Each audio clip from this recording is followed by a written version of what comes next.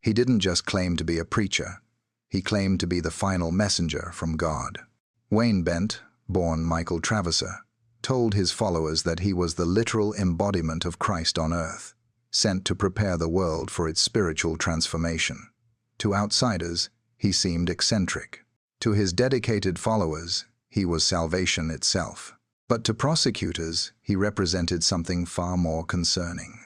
A self-declared prophet who allegedly used his spiritual authority to cross boundaries that no leader should ever approach. Bent's path to notoriety began in the 1980 seconds when he broke away from traditional Christianity, announcing that he had received a direct revelation from a higher power. He founded a remote commune in Union County, New Mexico, which came to be known as Strong City. There, isolated from outside interference, he taught that modern religion had fundamentally failed and that only those who followed him could achieve true spiritual rebirth. In response to his message, families sold their homes, abandoned their careers, and relocated to the desert to live under his direct guidance. Inside the compound, Bent was not simply a preacher. He was the unquestioned authority. What motivates people to make such drastic life changes for a single spiritual leader? Every decision, from daily routines to personal relationships, was required to pass through him for approval. Before we analyze the suspicions in the case, please let me know where you saw this video. I will read it all and spread it around the world. And don't forget to like and subscribe to my channel to be the first to receive notifications when there are new videos. Over time, his teachings reportedly shifted from the purely spiritual to the deeply personal. He began to claim that physical boundaries were a product of earthly corruption, and that certain interactions between followers and their Messiah were a necessary act of divine healing. He referred to this practice as restoration, insisting that his actions were commanded from a divine source. Members of the community were expected to comply, even if they felt uncomfortable. Those who questioned his directives were told they were resisting God's will. Concerned relatives who had lost contact with their family members inside the commune began contacting law enforcement. Initially, there was little that authorities could do, as Bent's followers passionately defended him, insisting that he was a misunderstood holy man being unfairly judged by the outside world. This dynamic often creates a significant challenge for investigators when dealing with closed communities. Everything changed, however, in 2008, when two minors came forward with specific allegations. They claimed Bent had engaged in inappropriate conduct during spiritual sessions, framed as exercises in purity. While the specific details of the accounts were debated, prosecutors argued that the pattern of behavior and the intent behind it had crossed clear legal lines. In 2008, Wayne Bent was arrested and charged with criminal sexual contact with a minor and contributing to the delinquency of a minor.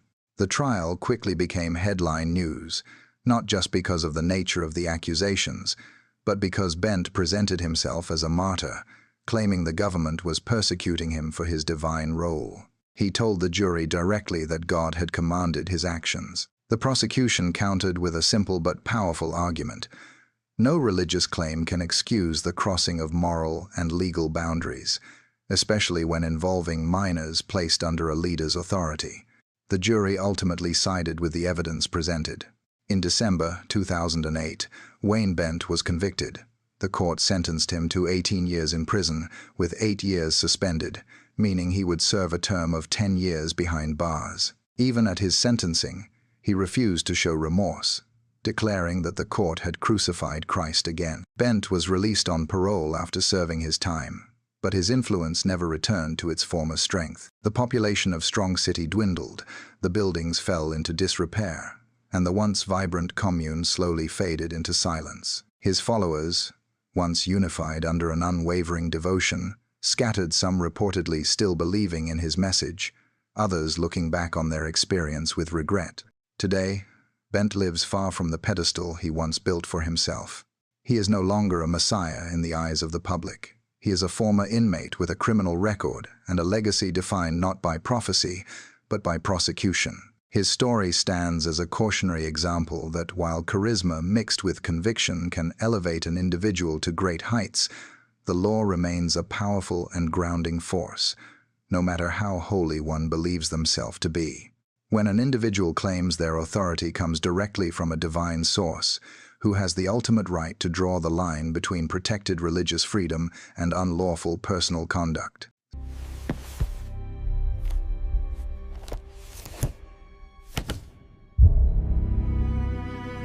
He spent years arguing against the theory of evolution, but in the end, the challenge that proved insurmountable for him was not scientific.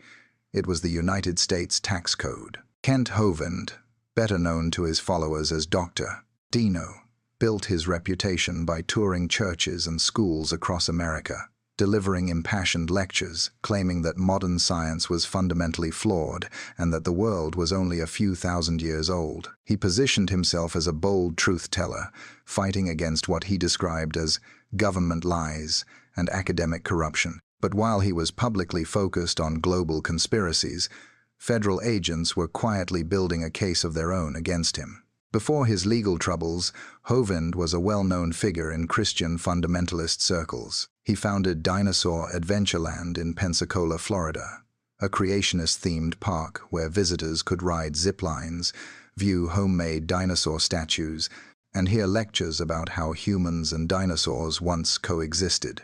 He framed his public debates and ministry as a mission from God, insisting that to question him was to question Scripture itself. This combination of confidence and theatricality earned him a large and dedicated following. To many, he wasn't just a preacher. He was a key figure in a larger cultural battle. Before we analyze the suspicions in the case, please let me know where you saw this video. I will read it all and spread it around the world. Behind the scenes, however, investigators alleged that Hovind was less interested in following earthly rules. According to federal prosecutors, he had been systematically withholding payroll taxes, classifying paid ministry workers as volunteers to avoid his financial obligations. He allegedly funneled money through multiple personal accounts, withdrew large sums of cash in specific increments, and claimed that his ministry was not bound by federal tax law because it was, in his words, God's property. When questioned, Hovind often insisted that taxation itself was unbiblical. This raises a significant legal and philosophical question. At what point does a ministry's operation cross from a religious activity into a commercial enterprise subject to standard regulations? In 2006, the situation reached a critical point. After a lengthy investigation, Hovind was indicted on 58 federal counts, including tax evasion, structuring bank withdrawals to avoid reporting requirements, and obstructing the IRS. When agents arrived to arrest him, he reportedly claimed he had no legal obligation to cooperate because he was employed directly by God. In court, prosecutors argued that Hovind had knowingly and willfully broken the law while hiding behind religious rhetoric. The trial was swift. Jurors heard testimony regarding hundreds of thousands of dollars withdrawn in small amounts to avoid detection by financial authorities. They reviewed records of employees who had been instructed not to identify as such to help the ministry avoid tax liability.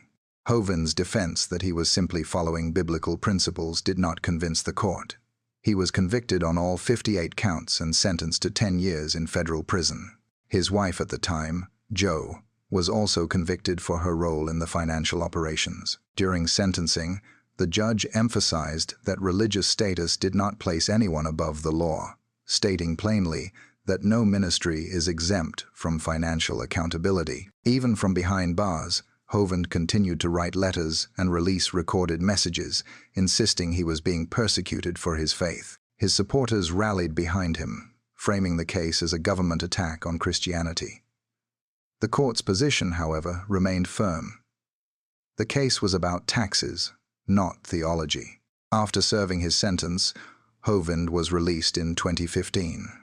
He quickly returned to preaching, launching YouTube channels and new ministries from a compound in Alabama. He continued to speak out against what he termed government overreach and maintained his innocence regarding the original charges. Today, Kent Hovind remains a polarizing figure, Celebrated by some as a martyr for religious liberty and dismissed by others as a preacher who cloaked financial misconduct in divine language. His story is a clear reminder that no matter how passionately someone speaks about a higher authority, they are still expected to answer to the laws of the land. When an individual's personal convictions clash with their legal obligations as a citizen, which one should ultimately take precedence, and who gets to decide?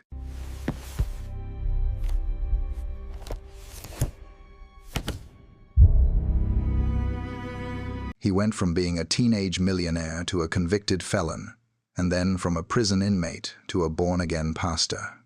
For a time, it appeared that Barry Minkow had successfully rewritten his own story. He was presented as the man who had fooled Wall Street, paid his societal debt, found redemption, and rebuilt his life as a religious leader. However, prosecutors would later reveal that this transformation was not as genuine as it seemed. Once again, Minkow allegedly used faith not as a path to honesty, but as a strategy for deception. Barry Minkow was already a well-known public figure long before he entered the world of ministry. In the 1980 seconds, at just 16 years old, he founded ZZZZ, Best Carpet Cleaning, a company he built through aggressive marketing and what turned out to be entirely fabricated contracts. By the time he was 21, the business was publicly traded on the stock market and valued at over $200 million. News outlets praised him as an entrepreneurial genius, and educational institutions invited him to speak to students about the keys to success. But while investors were celebrating his apparent brilliance, federal investigators were quietly uncovering a different truth. ZZZZ Best was built almost entirely on fraudulent activity. Before we analyze the suspicions in the case, please let me know where you saw this video. I will read it all and spread it around the world. In 1987, the entire company collapsed, and Minkow was exposed as one of the youngest individuals to perpetrate a major white-collar crime in U.S. history. He was convicted on 57 counts of fraud, money laundering, and conspiracy, and was subsequently sentenced to 25 years in federal prison. That could have been the end of his story, but instead, it became the beginning of his next act. While incarcerated, Minkow publicly embraced religion. He claimed to have had a profound spiritual awakening, began leading prison Bible studies, and positioned himself as a thoroughly changed man. When he was paroled after serving just 7 years, he did not return to the business world. He became a pastor. He took a leadership role at Community Bible Church in California, preaching about forgiveness and using his past as a powerful testimony of transformation. He even began working with the FBI as a fraud consultant, helping corporations identify financial scams. For a time, he was widely seen as the ultimate redemption story. However, redemption was not the full truth. While preaching from the pulpit, Minkow was secretly involved in a new series of financial schemes. He allegedly used his position as pastor to gain access to his parishioners' finances, conducting unauthorized transactions and making false investment promises. At the same time, he ran a so-called fraud detection firm, which he allegedly used to manipulate stock prices by publishing negative reports about companies he had already bet against financially. In 2011, federal agents discovered this pattern of activity. Minkow was charged once again, this time for embezzling over $3 million from members of his own church. Prosecutors stated that he preyed upon the very people who had placed their trust in him, most those who were seeking spiritual leadership. This betrayal was perceived by many as being even more profound than his first crime, not just because of the money involved, but because of the platform of faith he used to perpetrate it. He pleaded guilty and was sentenced to 5 years in federal prison. But that wasn't the end. Additional charges soon followed, related to the stock manipulation scheme. Altogether, Minkow would serve over a decade behind bars for his second round of offenses. Today, Barry Minkow is no longer celebrated as a redeemed figure. He is known as a recidivist, an individual who turned a compelling story of repentance into another opportunity for exploitation. His tale stands out among criminal cases, not just for the crimes themselves, but for the unique twist He didn't simply pretend to be holy to hide his wrongdoing. He pretended to be reformed to repeat it. When a story of redemption is so compelling and publicly celebrated, what responsibility does society have to look beyond the narrative and verify the reality?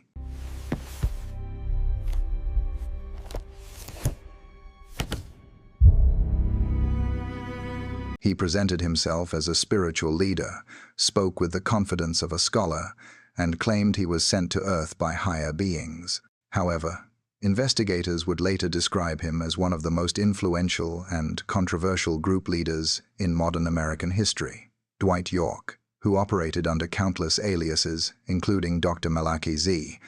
York, founded the Nuwaubian Nation.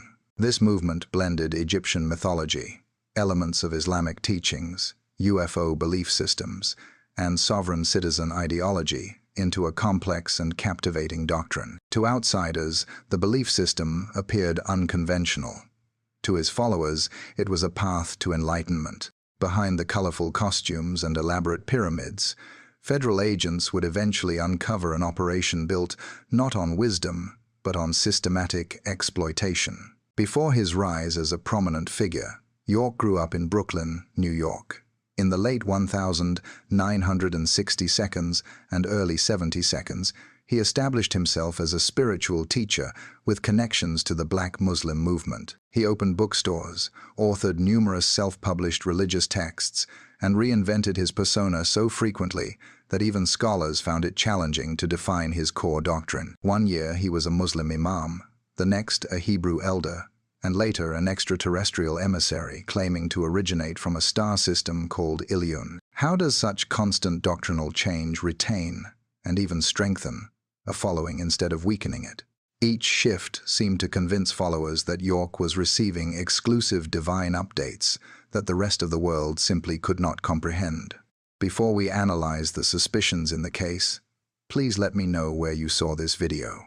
I will read it all and spread it around the world. In 1993, he relocated his entire operation from New York to rural Putnam County, Georgia, purchasing a large tract of land that would become his personal domain. There, York constructed an Egyptian-style compound called Tama Re, complete with pyramids, obelisks, gold-painted statues, and temples. Locals referred to it as Little Egypt, uncertain whether it was a tourist attraction or something far more private. York presented the compound to residents as a peaceful religious community, but the towering walls and heavy security presence suggested a different purpose. Followers lived in strict separation from the outside world. York reportedly controlled where they lived, what they wore, how they parented, and even whom they were permitted to speak to. He declared himself the master teacher, and every command was treated as a sacred instruction. Eventually, rumors began to surface from former followers who had managed to leave the compound. They claimed that Dwight York enforced absolute obedience, using fear and spiritual manipulation. Certain members were allegedly selected for private sessions that were framed as opportunities for spiritual elevation. Simultaneously, county officials grew alarmed by the compound's rapid, unpermitted expansion and its refusal to cooperate with local zoning laws. However, without direct evidence of a serious crime, law enforcement could do little more than observe from a distance. That changed when a critical tip was provided to investigators.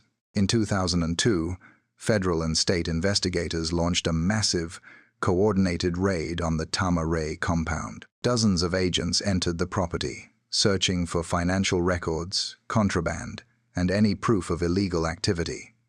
What they ultimately uncovered went far beyond zoning and tax violations. Investigators alleged that York had systematically used his position as a religious leader to coerce followers into participating in acts they were led to believe were spiritually required of them.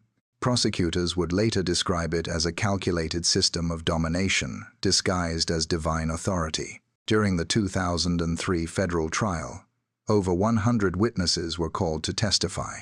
Their combined testimonies painted a picture of a man who demanded complete loyalty while isolating anyone who dissented. The prosecution accused him of using his religious position to silence victims and suppress any internal rebellion. The defense countered by claiming it was all a government conspiracy insisting York had been targeted due to his race and unconventional beliefs. However, the jury was presented with extensive documentation, financial evidence, and consistent witness accounts that aligned across many years of activity. In April 2004, Dwight York was convicted on multiple federal charges, including transporting individuals across state lines for unlawful purposes and offenses related to racketeering. The judge described his actions as a betrayal of trust at the highest level, before sentencing him to 135 years in federal prison. Following the conviction, his compound was seized by the government and later demolished. The pyramids were torn down, the statues removed, and the land was returned to the county. From behind bars, York still attempted to operate as a spiritual figure. His followers claimed he was framed and launched online campaigns asserting his innocence, with some even writing to government officials demanding his release. The legal system, however, remained firm, and no appeal was strong enough to overturn the conviction. Today, Dwight York is incarcerated at the United States Penitentiary Administrative Maximum Facility, ADX, in Florence, Colorado, the most secure prison in the federal system. Once surrounded by gold-painted monuments and adoring followers, he now lives in near-total isolation, confined to a concrete cell for 23 hours a day. When a leader creates an entire reality for their followers, complete with its own history, cosmology, and rules, how does one distinguish between genuine spiritual belief and calculated psychological manipulation?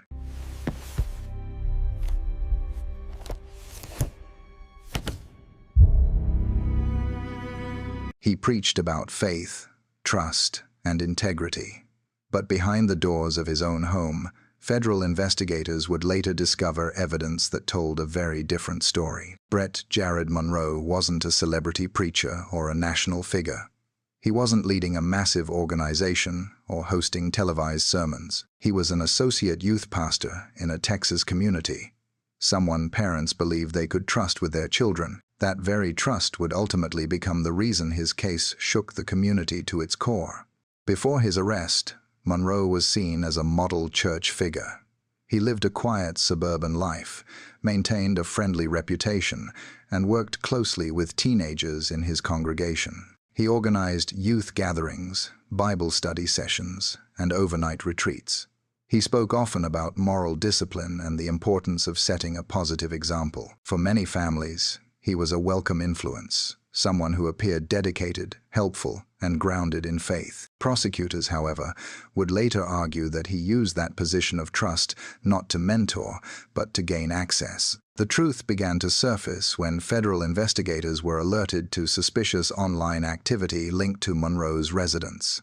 Authorities launched a digital investigation and eventually uncovered evidence suggesting he had been secretly creating illicit recordings of a minor inside his home and then distributing the material online.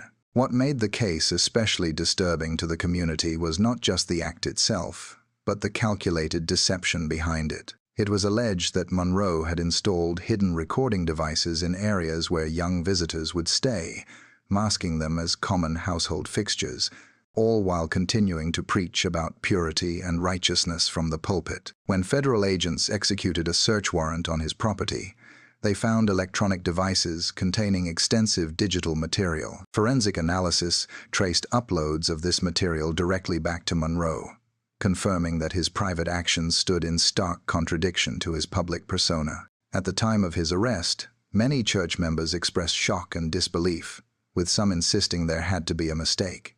This reaction is common when a trusted figure is accused of serious wrongdoing. But as the evidence was presented, denial gave way to a profound sense of betrayal and outrage. In federal court, prosecutors emphasized how deeply Monroe had violated his position of trust. This was not a random offender, they argued. This was a religious figure who allegedly used his spiritual authority as a shield. The defense attempted to soften the claims and plead for leniency, but the digital records were both undeniable and extensive. In 2023, Brett Jared Monroe was convicted in federal court on charges related to the exploitation of a minor and the illegal distribution of materials. The judge did not hesitate in delivering a decisive sentence. Citing the profound betrayal of trust and the long-term planning involved, the court sentenced him to over 24 years in federal prison. This meant that Monroe, once a mentor to teenagers, would spend nearly a quarter of a century under supervised custody, far removed from the congregation he once guided. As with many such cases, the fallout extended well beyond the courtroom. Families who had trusted him were forced to reevaluate their assumptions about safety within religious spaces. His church issued statements distancing itself from him, emphasizing that one man's actions did not represent their collective values. But for those affected, the damage had already been done. Today, Monroe is incarcerated within the federal prison system. There are no sermons, no youth events, and no congregation to applaud his words, only time to reckon with his actions. His story is a harsh reminder that a threat doesn't always come from a stranger or a distant figure. Sometimes it can be presented with a friendly smile, a position of authority, and the language of faith. This case forces us to ask a difficult question. What responsibility do institutions have to not only place trust in their leaders, but to actively verify that this trust is warranted?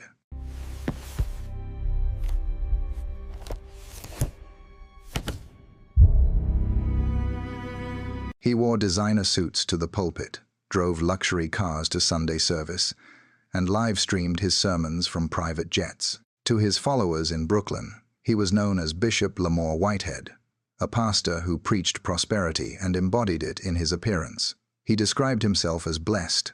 Federal prosecutors, however, would later present a very different description, that of an individual who used a clerical collar to mask fraudulent activities. Prior to his legal troubles, Whitehead was a prominent figure in New York's religious landscape. He led leaders of Tomorrow International Ministries, a church where sermons often focused as much on financial elevation as on spiritual salvation. He would preach in front of velvet thrones, wearing diamond-encrusted watches, while speaking of his connections to celebrities and politicians. He asserted that he counseled high-ranking officials and insisted that his personal wealth was tangible proof of divine favor. This image, bold, confident, and successful, was compelling, particularly for followers who hoped that, by giving to his ministry, they might also achieve a similar level of prosperity. But behind the charismatic persona and designer wardrobe, investigators began to uncover a different story. According to federal prosecutors, Whitehead used his image of success to allegedly lure vulnerable individuals into fraudulent schemes. He was accused of promising mentorship, investment returns, or access to political influence in exchange for large sums of money. A central component of the case against him involved a woman from his own congregation. She alleged that Whitehead persuaded her to invest her life savings, approximately $90,000, into a real estate deal he claimed would benefit her. Instead of investing the funds, prosecutors stated that he used the money on luxury clothing, jewelry, and other personal expenses, never delivering on his promises. When she confronted him, he reportedly told her to trust the process and stop questioning a man of God. In a separate instance, Whitehead was accused of attempting to extort a businessman by promising he could secure political favors in exchange for an investment in his ventures. It was alleged that he leveraged a claimed relationship with the New York City mayor, name-dropping high-ranking officials as if they were assets in his personal network. Once the FBI initiated an investigation, Whitehead attempted to portray himself as a victim of religious targeting, arguing that he was being unfairly scrutinized for being a successful and stylish preacher. But the evidence, which included bank records, text messages, and wire communications, painted a different picture for investigators. In 2023, he was arrested and charged with wire fraud, extortion, and making false statements to the FBI. During his trial in 2024, prosecutors framed him as a man who used faith as a marketing tool, selling an image of prosperity to gain access to people's financial resources. The defense countered that he was a legitimate businessman whose ventures had simply failed. The jury, however, appeared to see a pattern. Repeated promises were made, funds were taken, and very little was ever delivered in return. In June 2024, Lamor Whitehead was sentenced to 9 years in federal prison. The presiding judge described his conduct as calculated and predatory, emphasizing that a position of religious leadership is not a license to exploit others. Today, the individual once known as the Bling Bishop now resides in an environment without velvet chairs, gold chains, or spotlight sermons. His legacy is no longer built on style. It is defined by a cautionary tale of how a compelling presentation without integrity can ultimately collapse under the weight of the truth. In a culture where wealth is often seen as a sign of divine favor, how can believers distinguish between genuine spiritual guidance and sophisticated financial predation?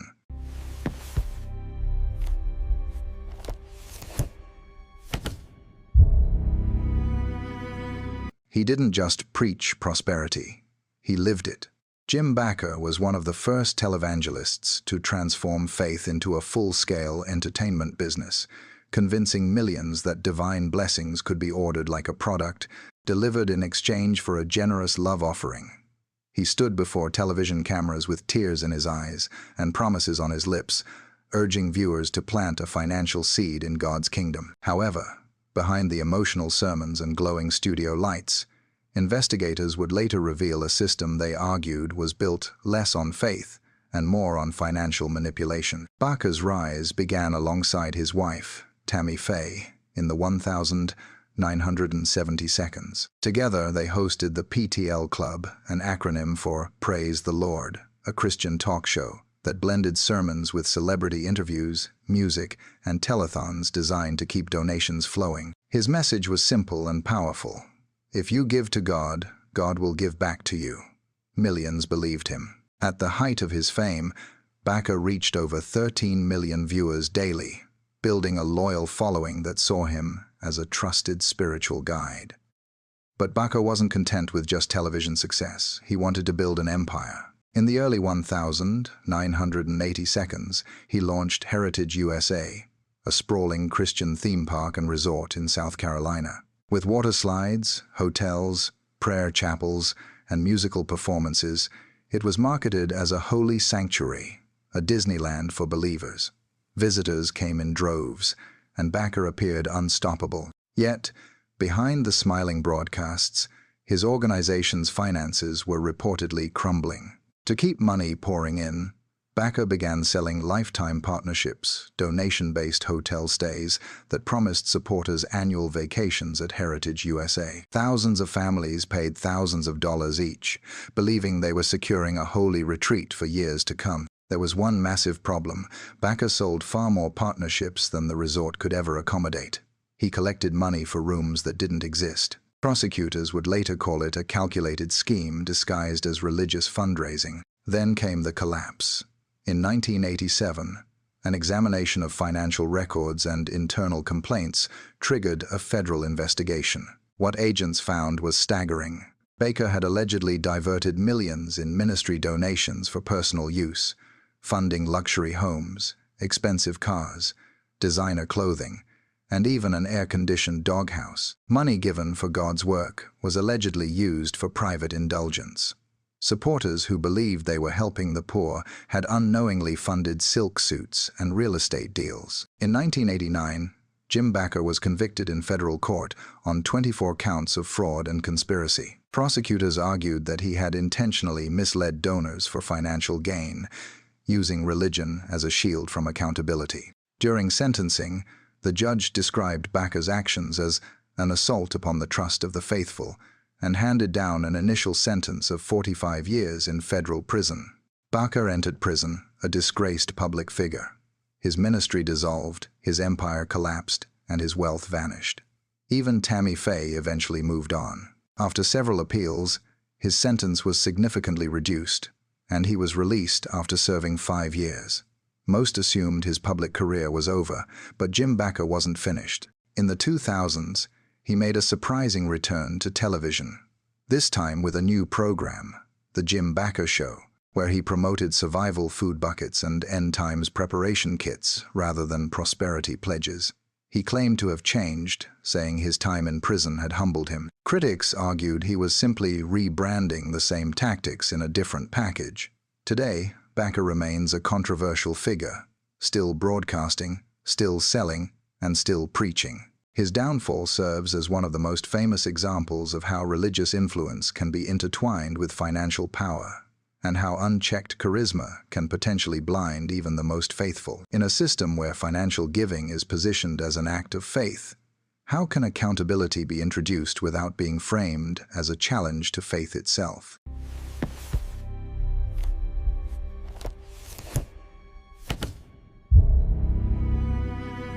He presented himself as a messenger of God, but his journey ultimately led not to salvation for his followers, but to a federal prison cell for himself. Tony Alamo, born Bernie Hoffman, constructed a religious organization on the promise of redemption. However, behind the facade of his ministry, investigators would eventually uncover a system allegedly built on control, manipulation, and exploitation. For decades, he successfully convinced his followers that he was a chosen spiritual authority, while simultaneously he was under the observation of federal authorities. Before he became known as a religious leader, Alamo was an individual pursuing fame and fortune.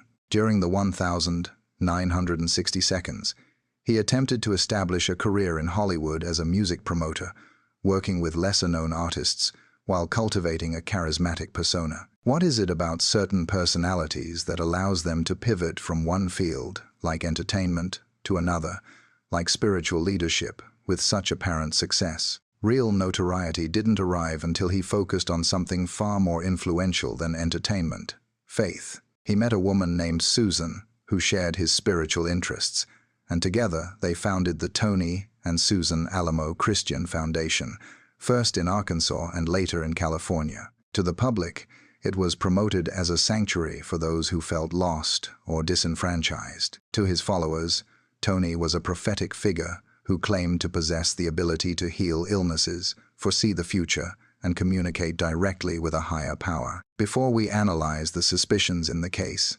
please let me know where you saw this video. I will read it all and spread it around the world. He consistently preached against sin, pride, and material temptation, while his personal life reportedly stood in stark contrast to his public teachings. As his ministry expanded, so did his expectations of absolute obedience from his congregation. Members were reportedly persuaded to relinquish their personal property, disconnect from their families, and contribute their labor without financial compensation. Tony insisted that these actions were divinely ordained, and any form of questioning was labeled as an act of rebellion. He framed every directive in religious language, asserting that he held sole divine authority. This level of control, demanding the surrender of personal assets and relationships, is often a critical indicator in identifying high-demand groups. The deepest secrets of his organization, however, would only come to light years later through federal investigations. Concealed beneath the layers of worship services, music broadcasts, and charitable events was a more troubling reality. Prosecutors would later characterize the organization not as a church, but as a criminal enterprise operating under the guise of religion. The investigation gained significant momentum when several former members came forward with serious allegations. They testified that Alamo had transported minors across state lines for the purpose of engaging in what he termed spiritual unions.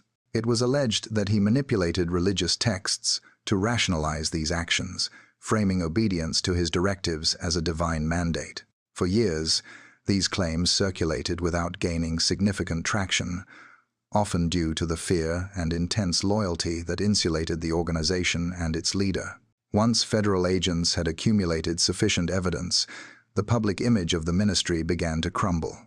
In 2008, following a nationwide search, Tony Alamo was apprehended in Arizona. In response, his followers asserted that he was the victim of religious persecution, portraying the investigation as a governmental overreach against their faith. Alamo himself claimed he was being targeted for speaking the truth. When the case proceeded to trial in 2009, the evidence presented in the courtroom painted a very different picture. Multiple women provided testimony, detailing how he had transported them across state lines when they were minors, designating them as his brides to fulfill his personal desires. The prosecution argued that Alamo utilized fear, scripture, and his position of authority to exert and maintain control. The defense, in turn, attempted to challenge the credibility of the witnesses, arguing that the ministry was simply misunderstood. Ultimately, the jury delivered a guilty verdict on 10 federal counts of transporting minors for unlawful purposes. The outcome sent ripples through various communities, particularly among those who had once publicly defended him.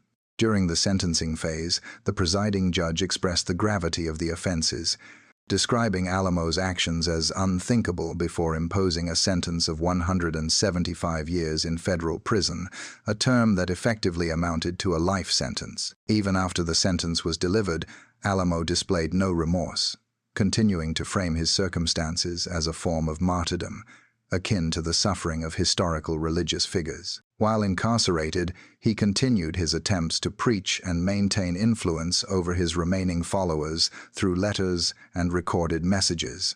In the years that followed, the organization he had built began to systematically dismantle.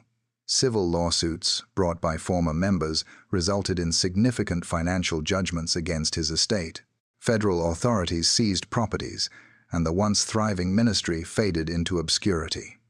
The churches were emptied, and the broadcasts fell silent. Tony Alamo, once viewed by some as a contemporary prophet, spent his final years as federal inmate number 030-5-112. He passed away in 2017 at the age of 82, while at a federal medical center in Butner, North Carolina. There were no televised memorials or large gatherings to mark his passing, only the quiet end that comes when the truth eventually overcomes deception. This case raises a critical question about the nature of belief. Where is the line between unwavering faith in a leader and the dangerous suspension of one's own critical judgment?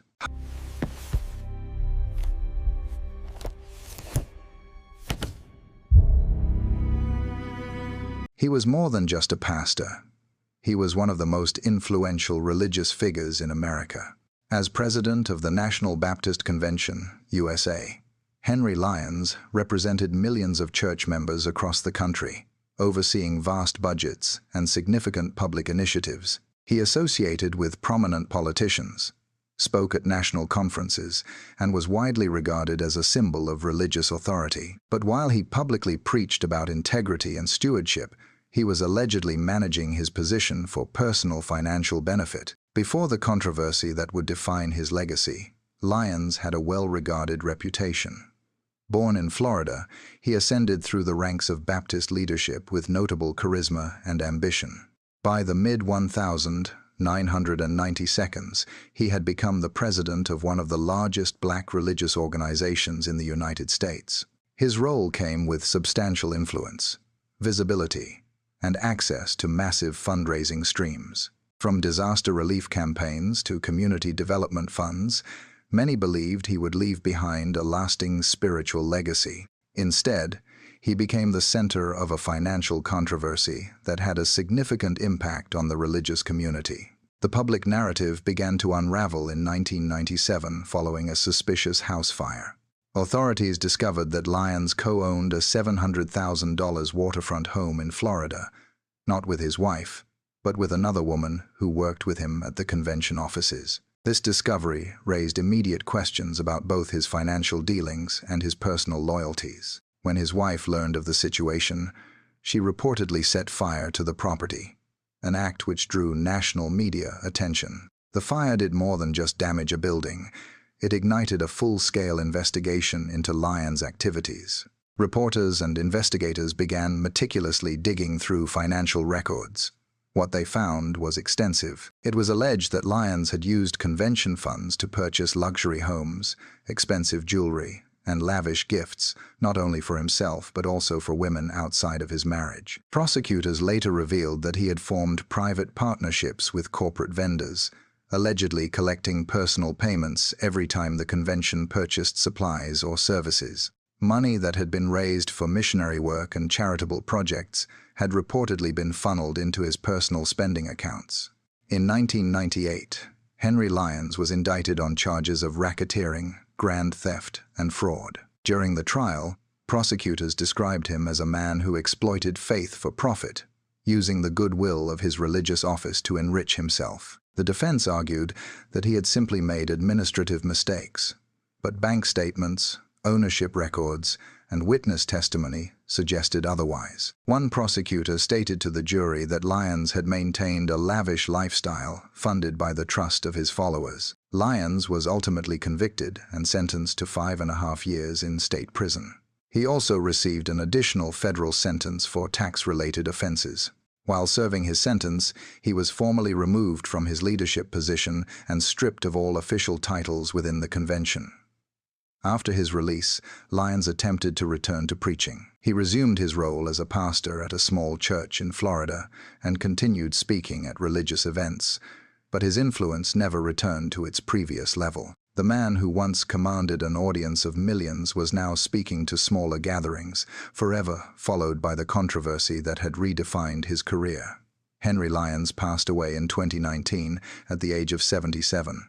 Some remembered his early contributions to the ministry, while others remembered the profound breach of trust. In the end, his legacy became more of a cautionary tale than a model, a stark example that power without accountability can compromise the integrity of any institution. When trust is the primary currency of a large organization, what measures can its members take to ensure financial transparency and hold their highest leaders accountable?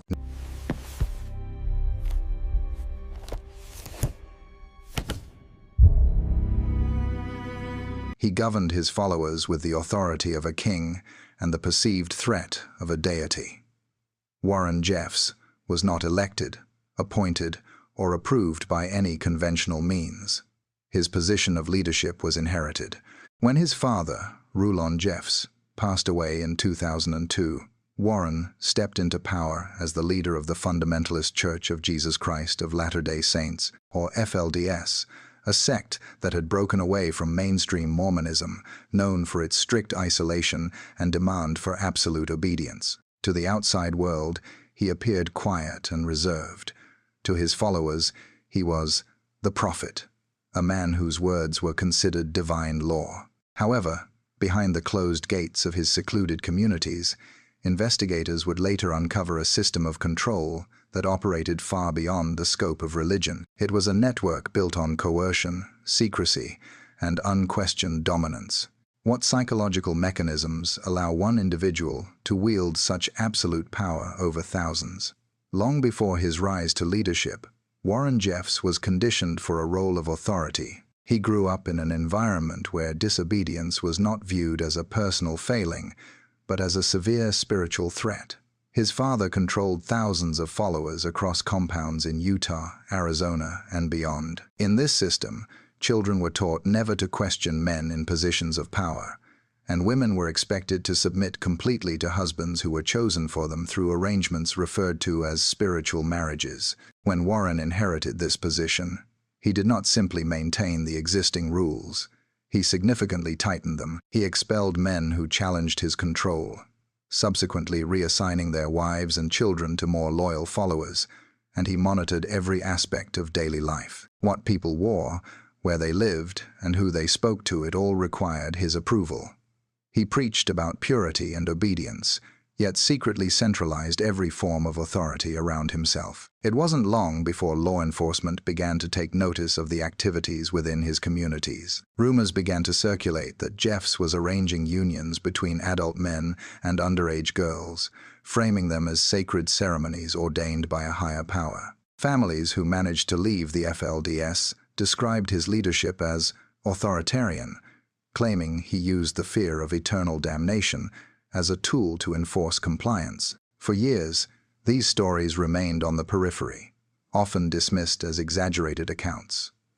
But in 2005, the situation escalated dramatically. A nationwide manhunt was launched after Jeffs was charged with arranging the unlawful union of a minor. He fled his compound and became a fugitive, moving across multiple states while continuing to instruct his followers to remain loyal. The FBI subsequently placed him on its 10 most wanted list, alongside internationally recognized terrorists and violent criminals. His photograph, once seen only within the walls of a secretive church, was now displayed on billboards across America. In August 2006, A routine traffic stop in Nevada brought the chase to an end. Inside a red Cadillac Escalade, authorities found Jeffs, along with wigs, disguises, large amounts of cash, and several prepaid cell phones, clear evidence of a well-planned effort to evade capture. His arrest sent shockwaves through the FLDS community. Some believed it was a sign of an impending apocalypse. Others began to question the entire belief system they had been raised in. The legal proceedings that followed revealed chilling details about the inner workings of his organization. Audio recordings played for the jury captured Warren Jeffs instructing young girls on their spiritual duties, which prosecutors argued were thinly veiled commands for obedience disguised as religious doctrine. Witnesses testified that he had declared himself the only man worthy of taking what he called celestial brides, using his religious position as a shield for exploitation. The defense argued that the case was a matter of religious persecution. The prosecution maintained it was criminal activity masked by scripture. In 2011, a Texas jury delivered its verdict. Warren Jeffs was convicted on 2 counts related to the unlawful unions of minors. The judge sentenced him to life in prison plus 20 years, a term designed to ensure he would never be released. Even after his conviction, Jeffs refused to concede defeat. From inside his prison cell, he continued to issue commands to his followers through written messages, claiming that he would soon be divinely delivered. But as the years passed, his influence began to wane. The communities once unified under his singular voice started to fracture. Some families escaped and sought help, while others remained, still holding to their beliefs. Today, Warren Jeffs is incarcerated in a Texas prison, serving a life sentence with no possibility of parole. His self-proclaimed title of prophet holds no authority within the concrete walls. The man who once decided marriages, dictated the structure of families, and controlled entire towns now lives under the same kind of restrictive rules he once used to bind others. His story, like those of many who have abused power under the veil of faith, serves as a stark reminder that authority without accountability is ultimately unsustainable. At what point does devout faith cross the line into dangerous submission? And who has the right to make that judgment?